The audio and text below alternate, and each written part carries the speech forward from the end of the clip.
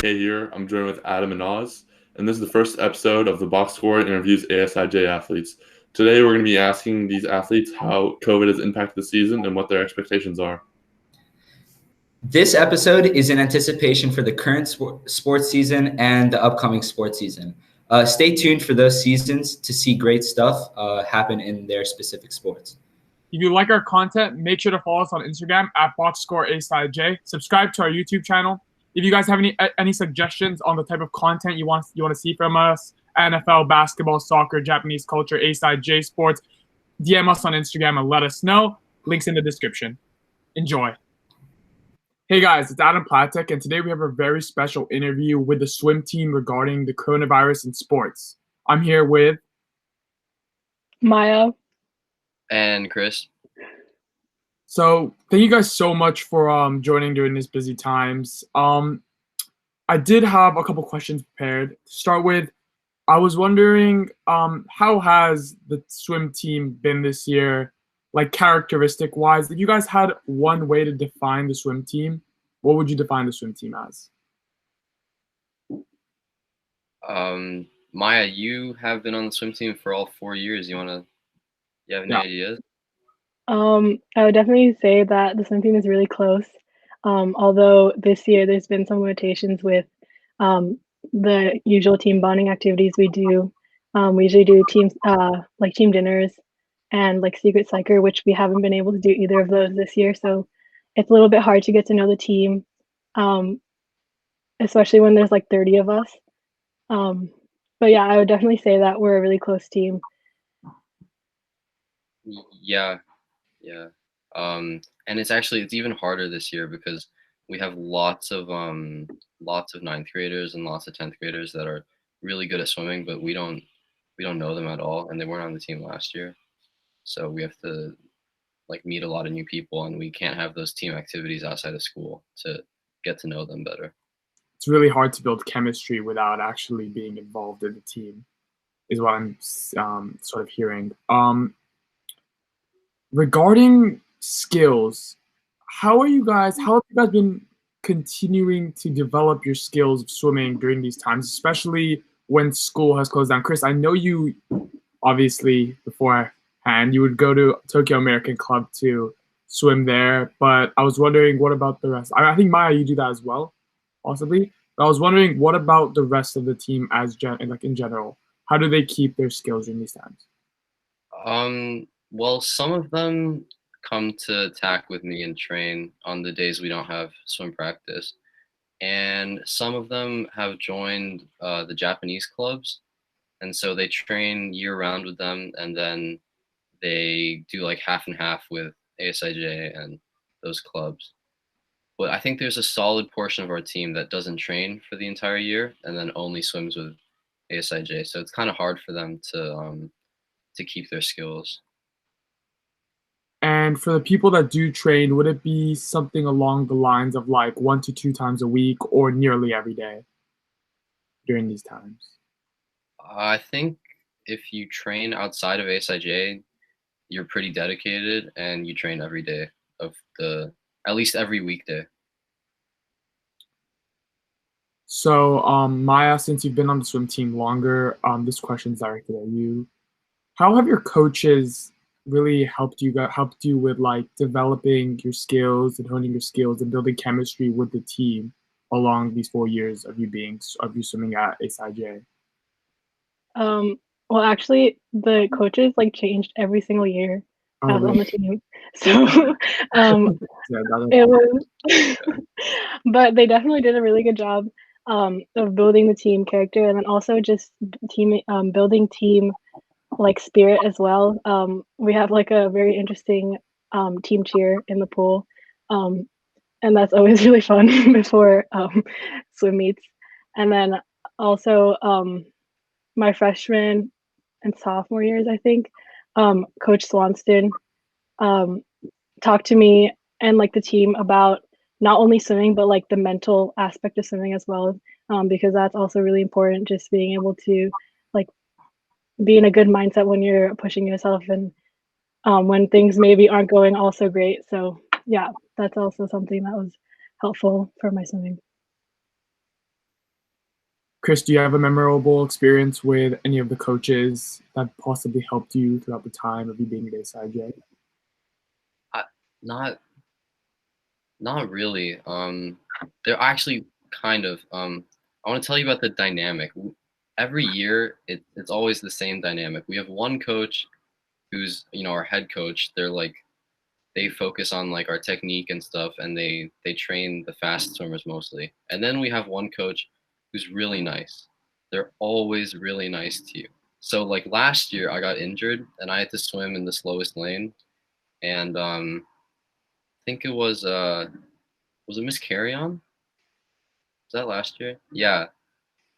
Or no, it was Miss Reed was like really nice to me, and kind of helped me get through my injury because I wasn't feeling so good about my skills because I was really slow and I couldn't use my arms at all.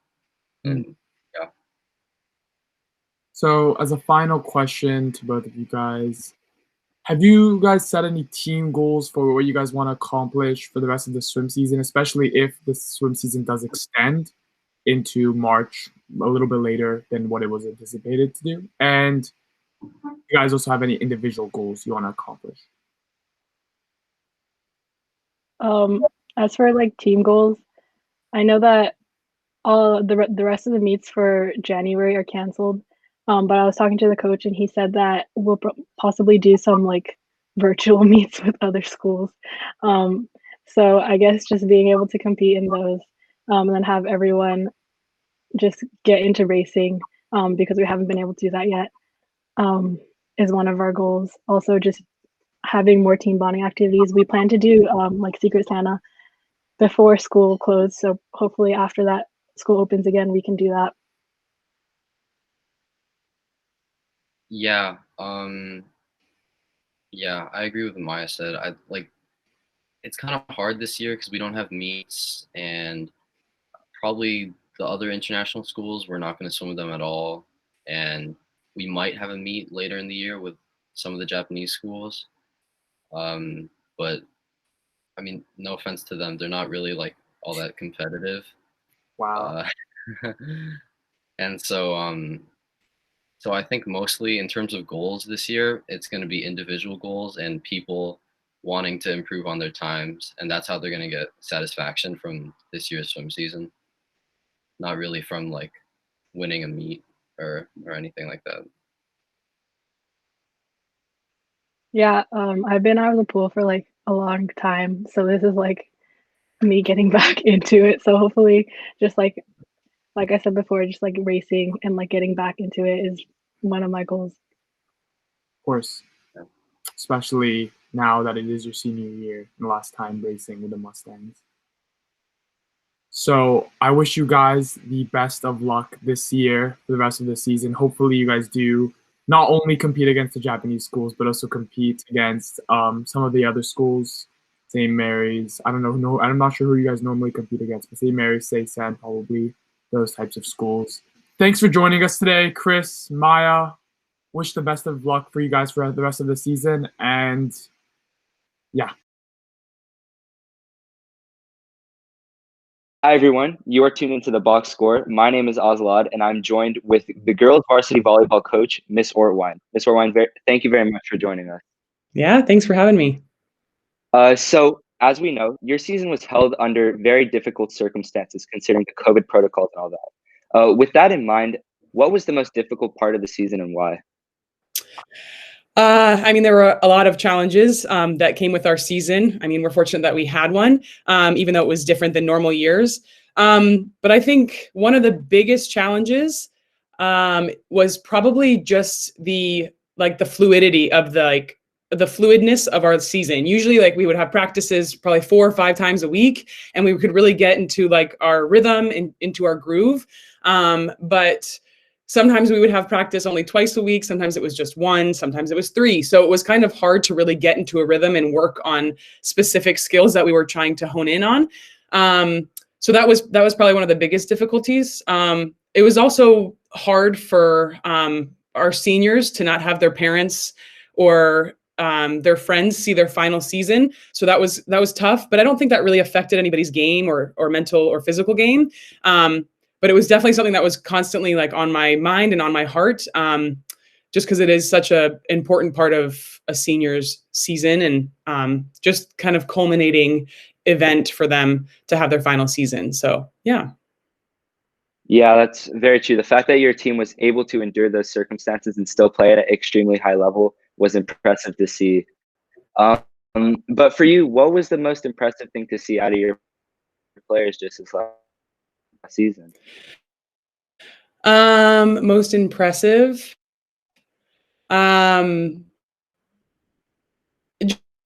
Just their willingness to still come out and put everything on the court. Even in practices, I know that like I was holding, and there was just everything around them was changing, right? Their classes were a little bit different. It was getting into a new schedule. But at the end of the day, I feel like the girls really did a great job of coming out onto the court and just kind of letting all of that stuff go away and just putting their head and their mind into the game.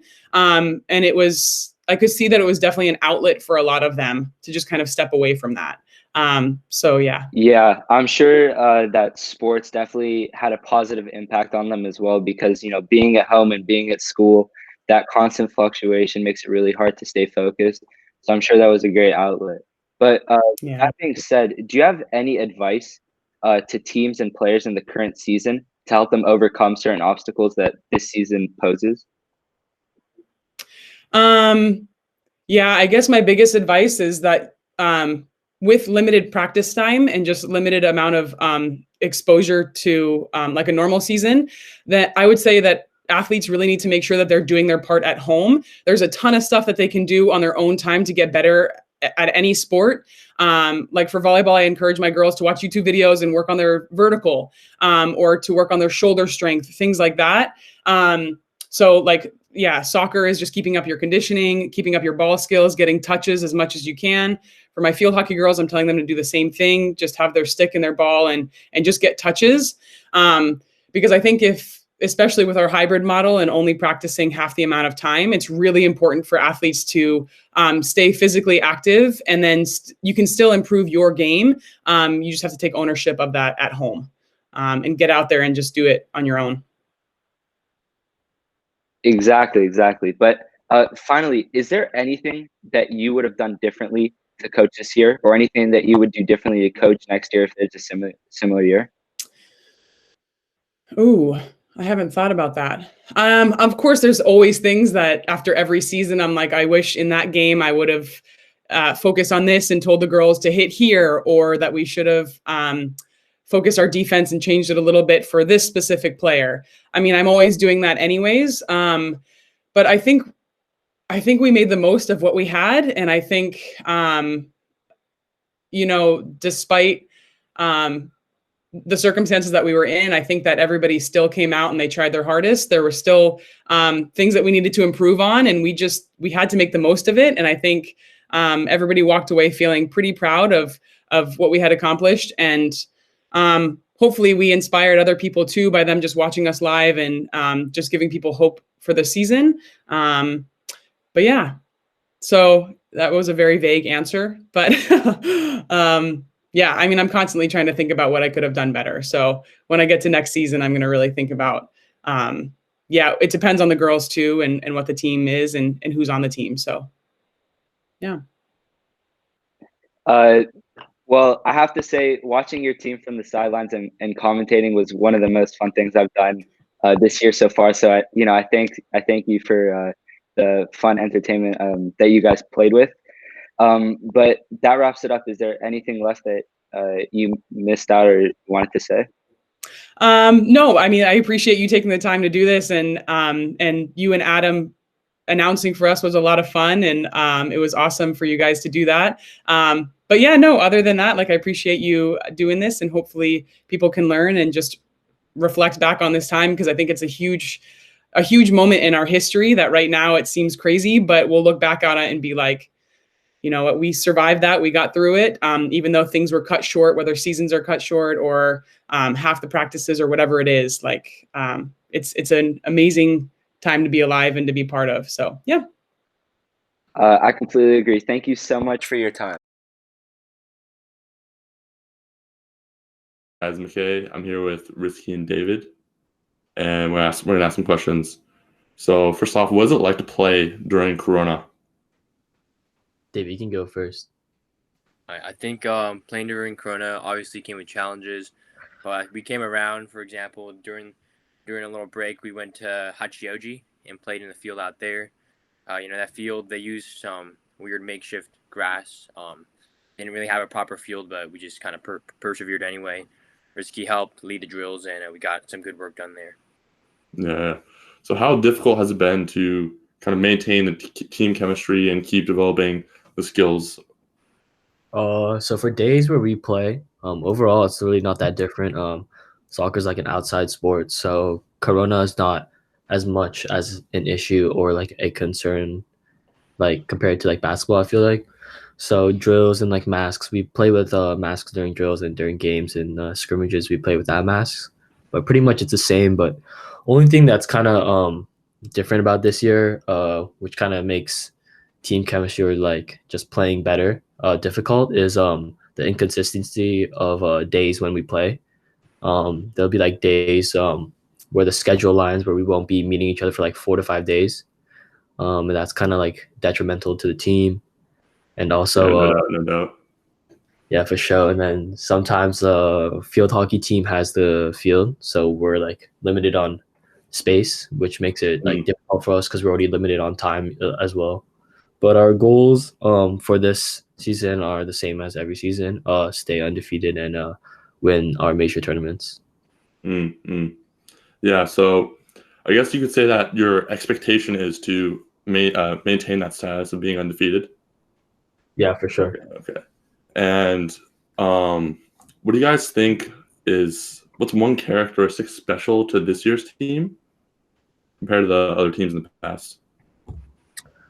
This year's team, I think, has the newest or like players that weren't on varsity last year, like has the most number, I think maybe like half of the team wasn't on the team last year. So there's a bunch of new faces, and we were constrained on time and like with this weird schedule, it's hard to kind of mesh. But I guess outside of soccer, we try to kind of, I don't know how to say, like be friendly with them.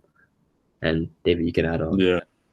Adding on to Risky, I think one of the main characteristics we had this year was unity and compassion. And I think especially this year it was unique because we went through some hard times together as a team. But then, we never had a single fight once. We always, had each other's backs, understood each other, had compassion. And I think just throughout the whole time we supported each other and just moved on and tried to make the most out of what was possible in the situation at hand. And I think we really handled the situations appropriately, and we stuck together as a team. So I think that was pretty good. All right, it was good talking to you guys. Thank you. Thank you guys so much for watching this YouTube video. Please let us know down in the comments if you want to see more videos like this, interviews with ASIJ athletes. Don't forget, entertainment at its finest. Subscribe to Box Score.